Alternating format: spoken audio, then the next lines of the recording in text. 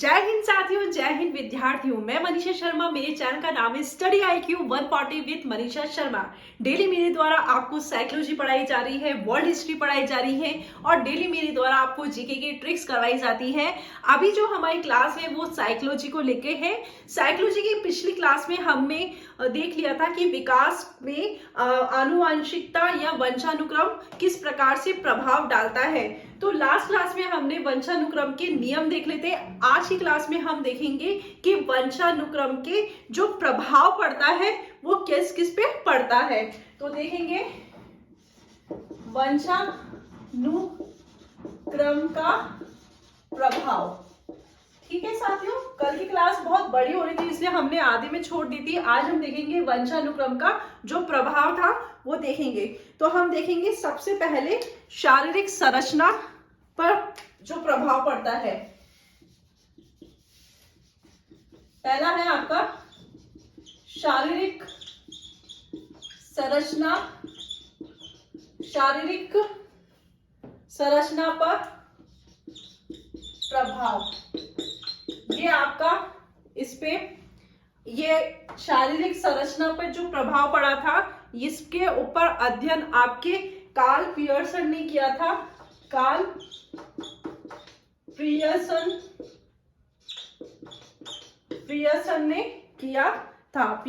ने किया था। इनका मानना है कि शारीरिक वंशानुक्रम में शारीरिक संरचना पे प्रभाव पड़ता है वो आपके कार्ल पियर्सन ने किया था। इनका मानना है कि जैसे आपके माता पिता की संरचना होगी, शारीरिक बनावट होगी, वैसे ही आपके बालक की शारीरिक बनावट होगी।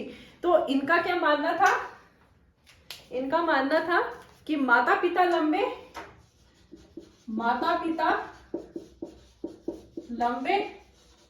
तो इनकी संतानें भी क्या? संतान भी लंबी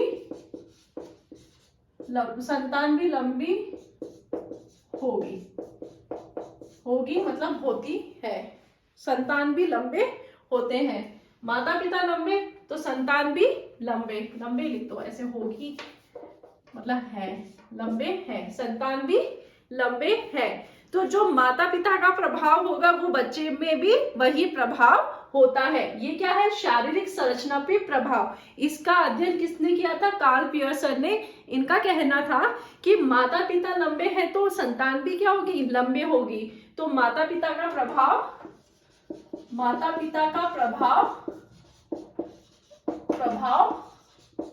संतान में देखने को मिलता है। संतान पर भी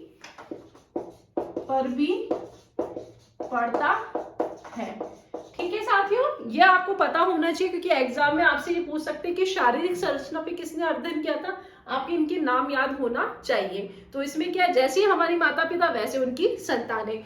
नेक्स्ट है आपका मानसिक विकास का प्रभाव।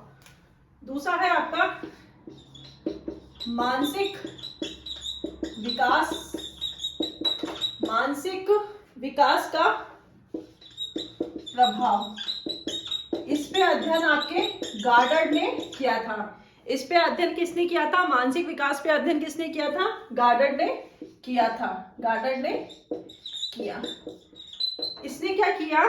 इसने कालिकाक परिवार पे इसने अध्ययन किया। तो उसने मतलब मैं आपको बताती हूँ,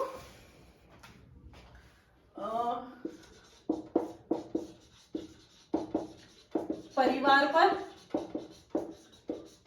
अध्ययन। ठीक है साथियों, इसमें ये मंदबुद्धि और आपके तेज बुद्धि। गार्डनर ने अध्ययन किया था आपके मानसिक विकास पर जो प्रभाव देखने के लिए गार्डनर ने अध्ययन किया। कालिकाक परिवार पे इन्होंने अध्ययन किया। मन बुद्धि लगभग 480 परिवार के बच्चों पे अध्ययन किया था। 480 परिवार के बच्चों पर अध्ययन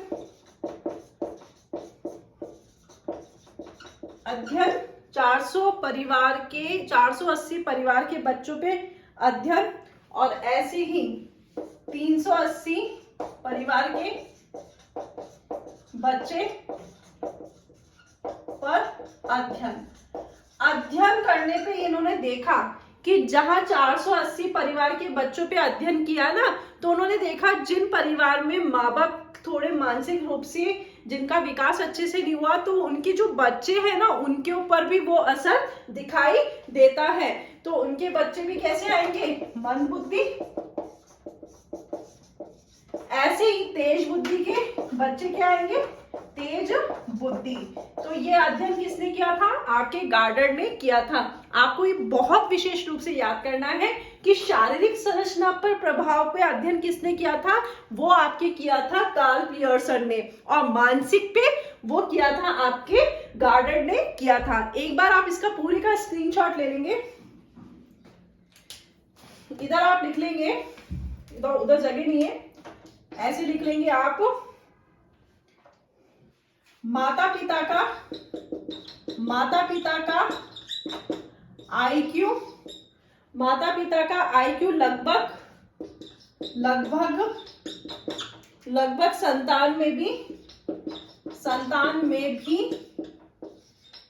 संतान में भी वही आईक्यू लगभग होता है। तो गार्डनर का कहना था जो माता पिता का आईक्यू होता है वही लगभग आईक्यू उनकी संतानों में देखने को मिलता है। एक बार आप इसका पूरे का स्क्रीनशॉट ले लेंगे।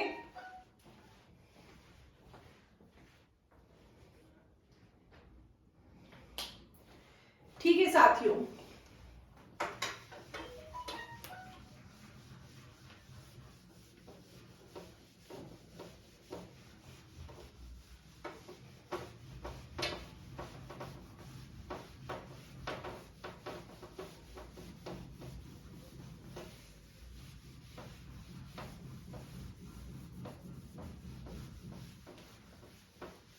एक वैज्ञानिक हुए हैं आपके विकफील्ड, क्या कहते हैं? विकफील्ड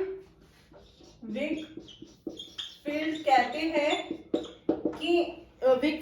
हैं कि बौद्धिक विकास पर सबसे अधिक प्रभाव पड़ता है। बौद्धिक विकास का सबसे अधिक प्रभाव पड़ता है।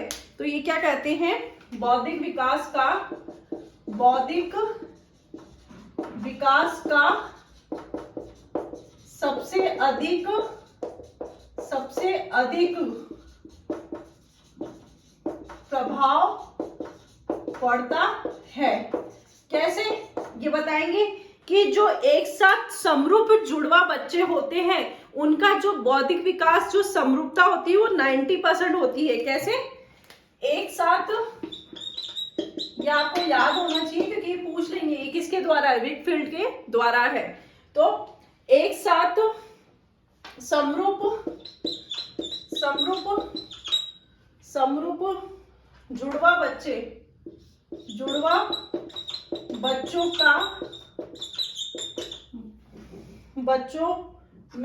बच्चों में समानता जो होती है वो आपके 90% होती है। जुड़वा बच्चों में जो समानता पाई जाती है वो आपके 90% पाई जाती है। भात्रा बच्चों में समानता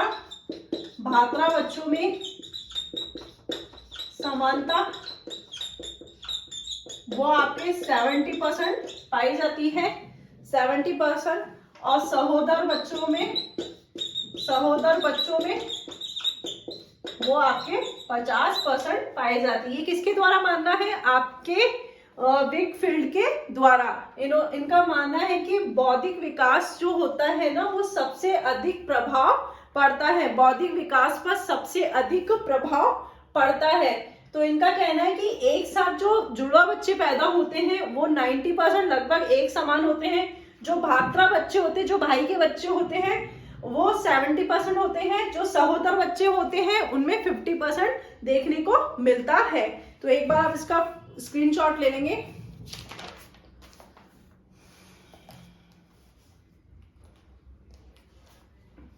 ठीक है साथियों, नेक्स्ट सामाजिक प्रभाव। अब तो आपको इनके नाम पता होना चाहिए किसने किसका अध्ययन किया है। बाकी आपको पता है कि वंशानुक्रम में सबसे ज्यादा प्रभाव पड़ता है, वंशानुक्रम पे प्रभाव पड़ता है, आपके विकास और अभिवृद्धि में वंशानुक्रम पे प्रभाव पड़ता है, और वातावरण का भी सबसे ज्यादा प्रभाव पड़ता है। तो हम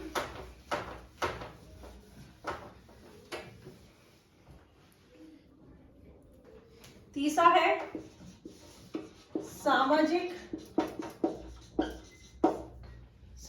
विकास का प्रभाव। सामाजिक विकास का प्रभाव, इसका अध्ययन किसने किया था? विनशिप ने इस पे अध्ययन किया था। विनशिप ने एडवर्ड परिवार पर अध्ययन किया। ठीक है, विनशिप ने एडवर्ड परिवार पे अध्ययन किया। इन्होंने देखा कि आपके यदि दादाजी या पापा जी सामाजिक है तो वो गुण आपके बेटे में भी आएगा। जैसे दादाजी सामाजिक है तो वो चीज देखने को मिलेगी हमारे पिताजी में भी। तो कहने का मतलब है कि दादाजी सामाजिक है तो पिताजी भी सामाजिक होंगे। तो दादाजी सामाजिक है तो वही गुण, वंशानुक्रम पढ़ रहे ना हम, तो पिताजी भी क्या है? सामाजिक है। ठीक है, ये सामाजिक विकास का प्रभाव पे अध्ययन किसने किया था? आपके विनशिप। ये इंपॉर्टेंट है, किसने किस पे अध्ययन किया, और इसने एडवर्ड परिवार पे अध्ययन किया। फिर चौथा देखेंगे हम व्यावसायिक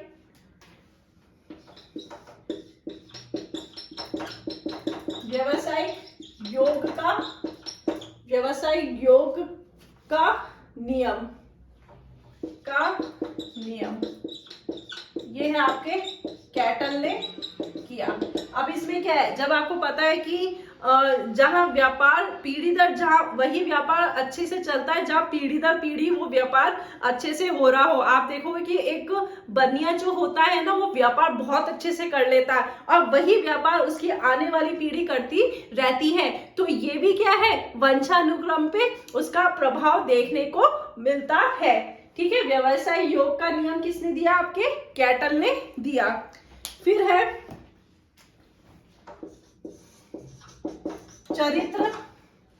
चरित्र प्रभाव का नियम, ये आपके डगडेल ने दिया। सेम बात कि जिस परिवार का चरित्र अच्छा होगा तो उनके आने वाली संतानों का भी चरित्र बहुत अच्छा होता है। ये आगे उस वंशानुक्रम में हमको देखने को मिल जाएगा। हम अगर अपनी पीढ़ी मतलब पूर्वजों को देखें और हम हमको देखें और आने वाली पीढ़ी को देखें तो हम देखेंगे कि हाँ, चरित्र का प्रभाव पड़ता है। जैसा परिवार होता है उनकी संतानें भी वैसी होती है। तो ये डगडेल ने जुग परिवार पर अध्ययन किया था। जुग परिवार पर अध्ययन किया। ठीक है साथियों, अब है आपका महानता का प्रभाव। ये पांचवा हो गया, ये छठा है महानता का प्रभाव। महानता का प्रभाव का अध्ययन किसने किया? आपके गाल्टन ने किया। ये सब बातें मिलती जुलती हैं। जहाँ घर के मतलब पीढ़ी, जहाँ हमारे दादा दादी महान दिखेंगे तो उनकी बच्चों में भी वो असर दिखता है। तो वो भी उनके जैसा तो नहीं, लेकिन थोड़ा बहुत तो महान कार्य करते हुए दिखी जाते हैं गाल्टन। ठीक है, अब इनके नाम पता होना चाहिए किसने किसका अध्ययन किया। सातवां है प्रजाति की श्रेष्ठता का नियम। प्रजाति की श्रेष्ठता का नियम ये किसने दिया? आपके क्लीनबर्ग ने दिया।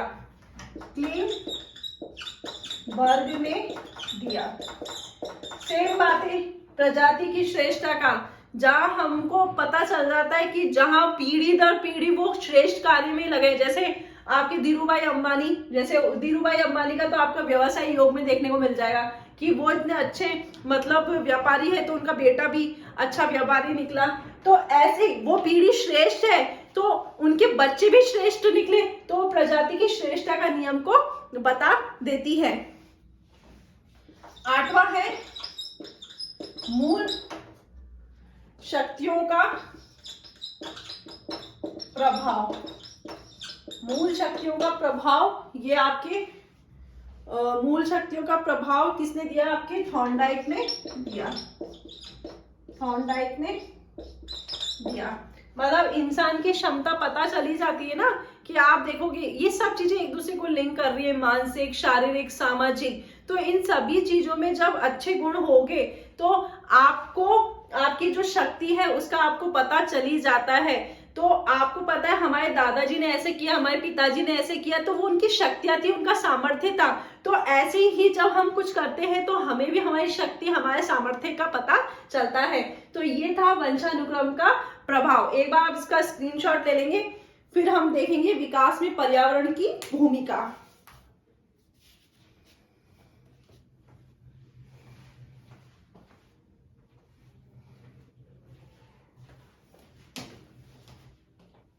ठीक है साथियों, बहुत इजी टॉपिक है, बट हाँ इसमें किसने किसका नियम दिया वो आपको अच्छे से पता होना चाहिए।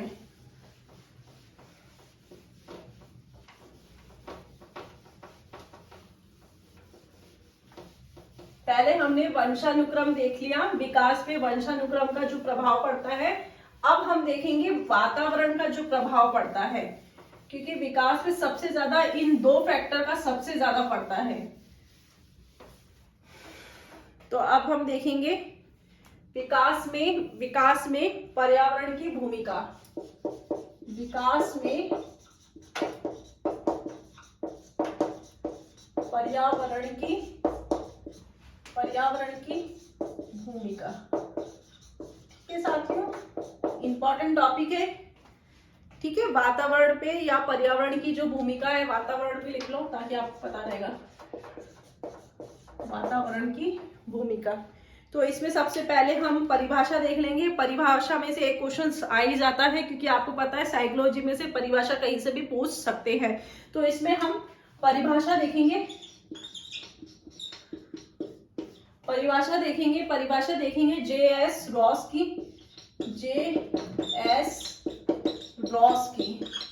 J.S. रॉस की परिभाषा देखेंगे। J.S. रॉस की परिभाषा या आपके 2016 में आई हुई परिभाषा है। 2016 में आई हुई परिभाषा। मैं परिभाषा वही कराऊंगी जो आपके एग्जाम में आई हुई है या एग्जाम की दृष्टि से वेरी इंपॉर्टेंट है। ये परिभाषा आपकी 2016 में आई हुई है, रिट 2016 में आई हुई है। तो इसकी परिभाषा क्या है? वातावरण वह बाह्य शक्ति है जो हमें प्रभावित करती है, वह वातावरण है। वातावरण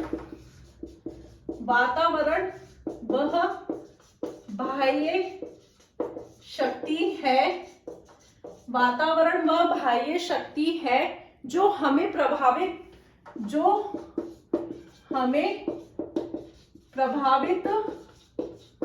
करती है। वातावरण की पढ़ रहे, वातावरण वह बाहरी शक्ति है जो हमें प्रभावित करती है, वह वातावरण है। तो ठीक है, J.S. रॉस क्या कहते हैं? बाह्य शक्ति है। ठीक है, दूसरी परिभाषा है आपकी एनास्टी की। किसकी परिभाषा है आपकी? एनास्टी की।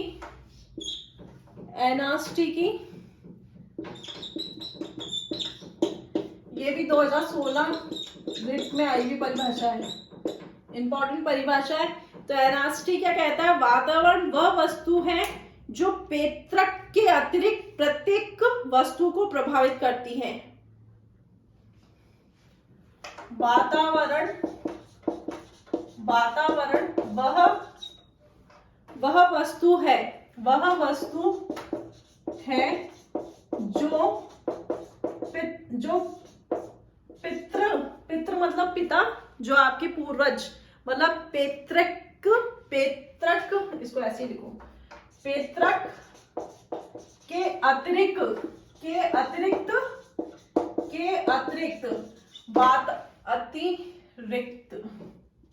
वातावरण वह वस्तु है जो पेत्रक के अतिरिक्त प्रत्येक वस्तुओं को प्रभावित करती है, प्रभावित करती है। तो ये आपकी क्या है, एनएसटी की परिभाषा है, रिट 2016 में आई हुई परिभाषा है। फिर आप लिखोगे नेक्स्ट परिभाषा है आपकी बोरिंग, लैंगफील्ड और वेल्ड की। बोरिंग, लैंगफील्ड और वेल्ड की। इन्होंने क्या कहा है, इन्होंने कहा है कि जीन्स के अलावा प्रत्येक कारक वातावरण है। इन्होंने क्या कहा है, बोरिंग, लैंगफील्ड और वेल्ड ने जीन्स के अलावा प्रत्येक चीज आपके वातावरण में आता है। तो जीन्स के अलावा प्रत्येक कारक वातावरण है, तो इसमें लिखोगे जीन्स के अलावा प्रत्येक कारक क्या है, वातावरण है।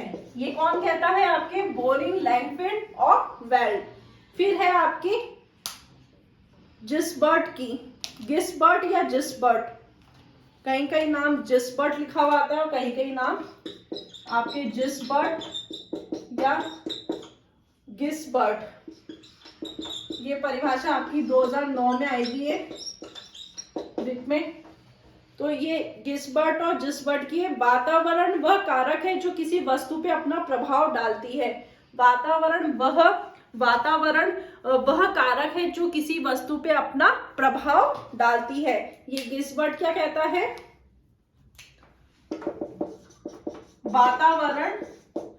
वातावरण वह कारक है जो किसी वस्तु पर अपना प्रभाव डालती है। ठीक है साथियों, ये परिभाषा है, एक बार आप इसका स्क्रीनशॉट ले लोगे। और ये परीक्षा एग्जाम में आई हुई है, पूर्व एग्जाम में आई हुई है, तो वेरी इंपॉर्टेंट अपने आप में वैसे ही हो गई है। आगे हम और परिभाषा देखते हैं। ठीक है साथियों, एक बार आप इसका स्क्रीनशॉट ले लेंगे।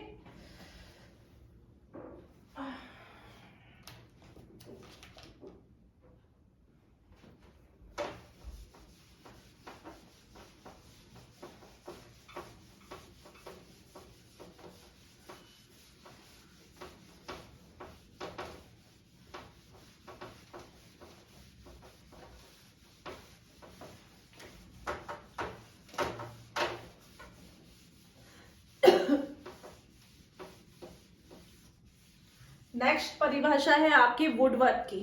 ये वुडवर्थ की परिभाषा है, वुडवर्थ। ये आपके आरपीसी 2020 में आई हुई है स्कूल एग्जाम में, फर्स्ट ग्रेड में।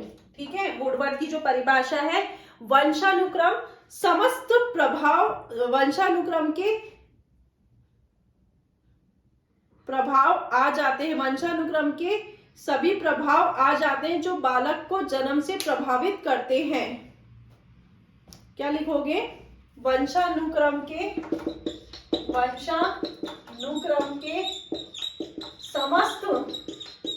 समस्त प्रभाव आ जाते हैं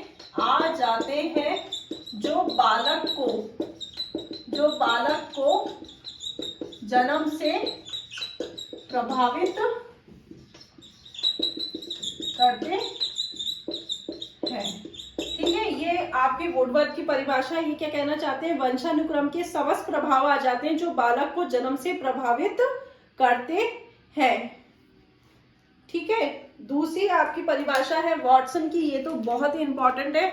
वॉटसन की परिभाषा हर RPC school lecture second grade या थर्ड ग्रेड कोई सा भी आपका एग्जाम है, ये परिभाषा तो आई जाती है। स्पेशली आपके फर्स्ट ग्रेड लेक्चर में इतने सारे विषय होते हैं, तो किसी भी विषय में परिभाषा तो पूछ ही ली जाती है। तो वॉटसन का है अभी आपके 2000 मतलब इसमें आपके वॉटसन की कम से कम 20 से 22 बार प्रश्न पूछ चुके हैं इससे। ठीक है साथियों, तो वॉटसन ने क्या कहा था, 1 दर्जन मुझे स्वस्थ बच्चे दे दो, मैं उन्हें जो चाहे बना के दे दूंगा। तो इनकी परिभाषा क्या है? 1 दर्जन स्वस्थ बच्चे दे दो, मैं उसे जो चाहे उसे बना दूंगा। तो इनकी परिभाषा में लिखेंगे, इनकी बुक है 1925 में लिखी थी, व्यवहारवाद की बुक में लिखा है इन्होंने। ठीक है, मुझे 1 दर्जन स्वस्थ बच्चे दे दो, मुझे 1 दर्जन स्वस्थ बच्चे दे दो, मैं उसे जो चाहे मैं दे दो, मैं उसे जो चाहे उसे बना दूंगा।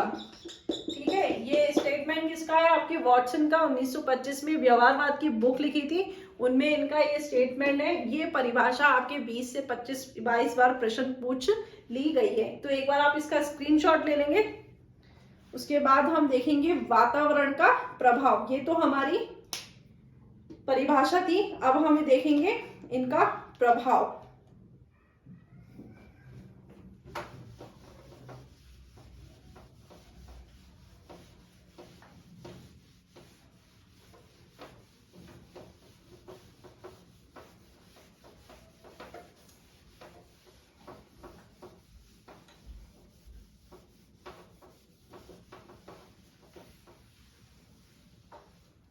ठीक है साथियों, अब हम देखेंगे वातावरण का प्रभाव। वही सब चीजें, शारीरिक, मानसिक, वातावरण का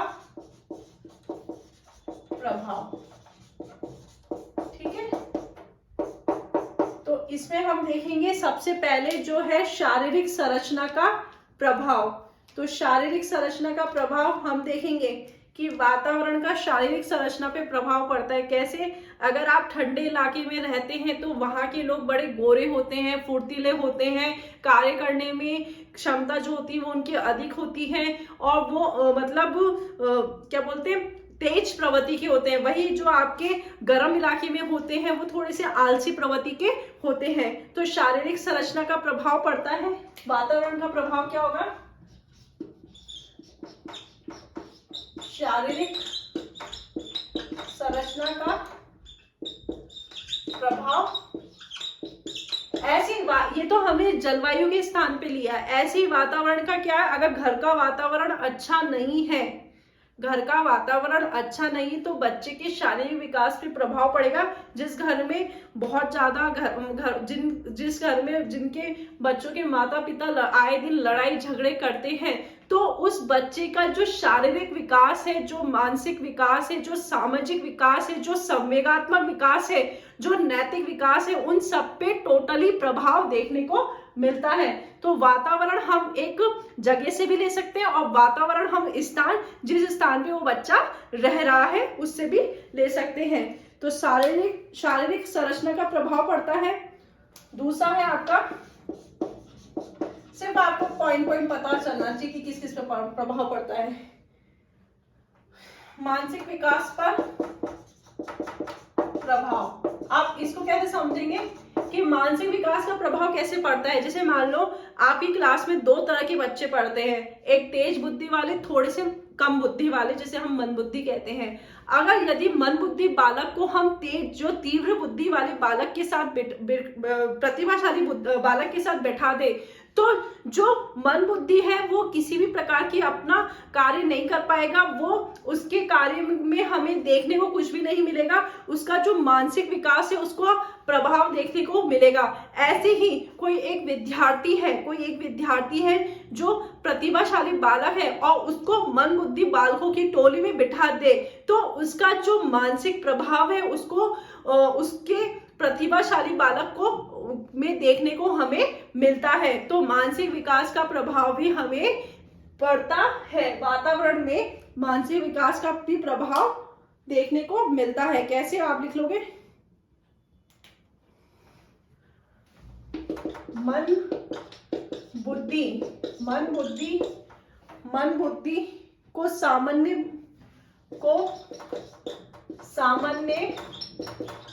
बालक के साथ सामान्य बालक के साथ या पास साथ बैठाने पर वह भी मन बुद्धि जैसा व्यवहार करता है।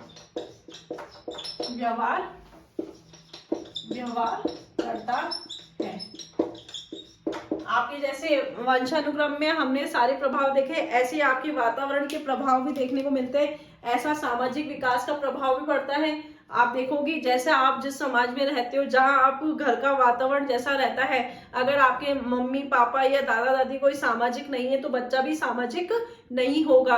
तो घर का जैसा वातावरण होगा वैसे ही बच्चा करेगा। तो हमें सामाजिक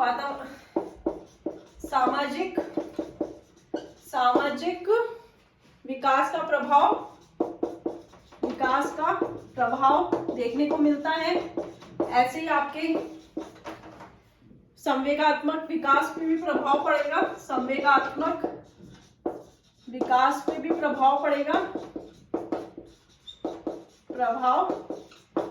और ऐसे ही आपके नैतिक विकास का भी प्रभाव पड़ेगा। ये सब आपके वातावरण से आपको इन सब चीजों पे प्रभाव देखने को मिलेगा।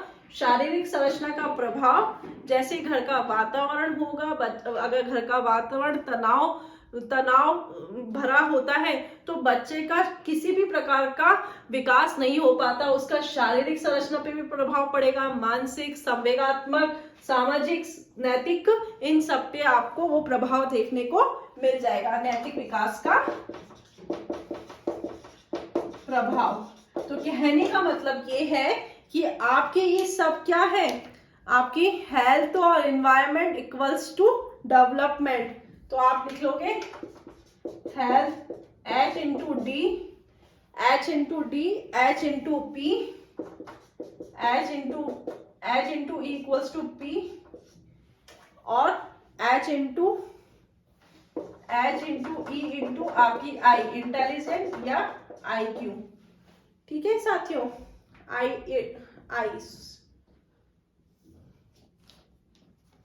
तो कहने का मतलब है वातावरण और वंशानुक्रम एक दूसरे के पूरक होते हैं। तो आप लिख लोगे वातावरण व वंशानुक्रम एक दूसरे के दोनों समान या पूरक है। ठीक है साथियों, तो ये था हमारा वातावरण का जो प्रभाव पड़ता है। तो इसी के अंदर आप लिख लोगे, ये आप एक बार इसका स्क्रीनशॉट ले लेंगे। ये हमने देखा वातावरण का प्रभाव, जो कि आपको पता है कि जहां का वातावरण अच्छा नहीं होगा उसका प्रभाव हर क्षेत्र में देखने को मिल जाएगा। चाहे वो आपकी शारीरिक संरचना का प्रभाव हो, मानसिक विकास पे प्रभाव हो, सामाजिक विकास का प्रभाव हो, संवेगात्मक विकास का प्रभाव हो, नैतिक विकास का प्रभाव हो।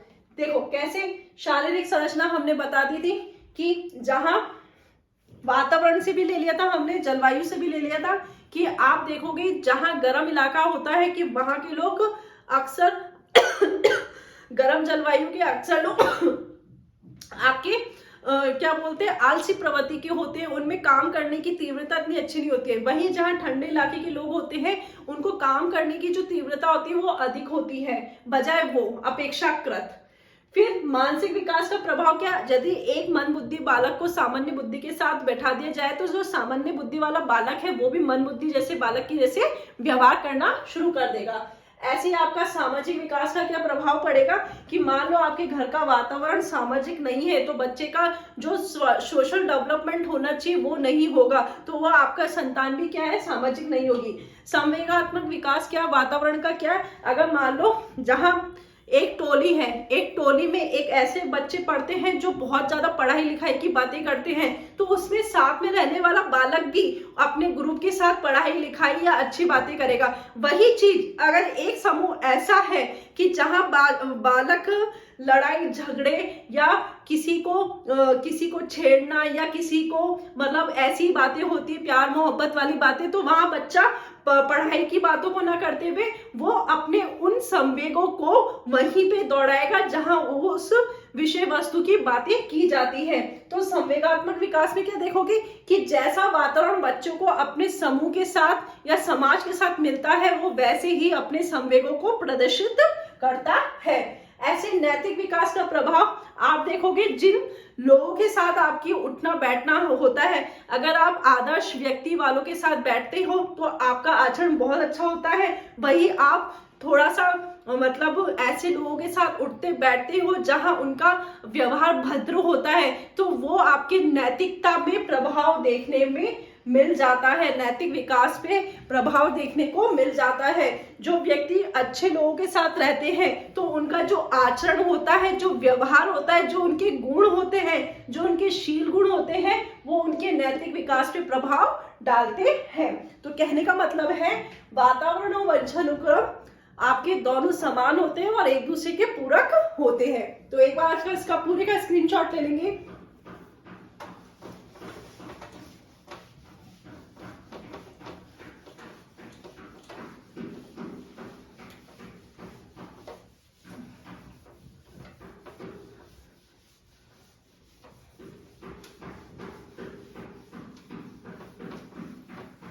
ठीक है साथियों, आपके वुडवर्थ हुए हैं, उन्होंने वंशानुक्रम को आत्मा कहा है और वातावरण को शरीर कहा है। वुडवर्थ है, वुडवर्थ उन्होंने वंशानुक्रम को आत्मा कहा है, ठीक है, आत्मा से तुलना की है, और वातावरण को शरीर से तुलना की है। इसी प्रकार आपका जो बीज होता है वो वंशानुक्रम से बताया गया है। ये वुडवर्थ ने बीज को वंशानुक्रम से बताया है, बीज को वंशानुक्रम से बताया, और धरती को वातावरण से बताया है। और ये सब क्या है, ये एक दूसरे को पूरक होते हैं, ये एक दूसरे के पूरक होते हैं। ये सब एक दूसरे के क्या है, एक दूसरे के पूरक है। ये हमने देखा विकास को प्रभावित करने वाला जो प्रभाव होता है, विकास को कैसे वातावरण प्रभावित करता है, वो हमने देख लिया था। कल की क्लास में हम ये देखेंगे कि विकास की अवस्था, तो कल की क्लास में हम विकास की अवस्था देखेंगे जिसमें हम शेषावस्था देख लेंगे। तो आज की क्लास हमारी यही समाप्त होती है। जय हिंद साथियों, जय हिंद विद्यार्थियों, धन्यवाद।